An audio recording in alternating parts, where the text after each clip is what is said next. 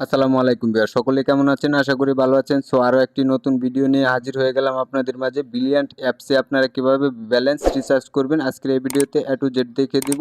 চ্যানেলে যারা নতুন রয়েছেন অবশ্যই দয়া করে চ্যানেলটিকে সাবস্ক্রাইব করে দেবেন।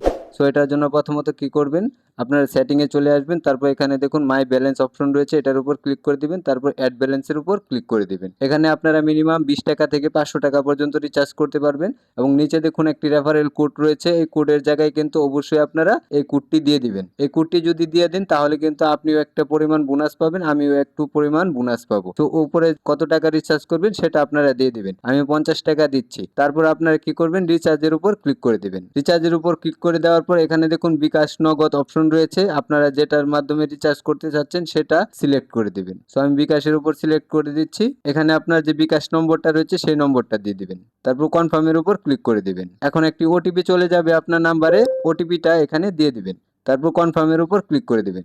এখন আপনি এখানে যে বিকাশ নাম্বারের পিনকোডটা রয়েছে সেটা আপনারা এখানে দিয়ে দিবেন। তারপর কনফার্মের উপর ক্লিক করে দিবেন। দেখুন ভেরিফিকেশন সাকসেসফুল।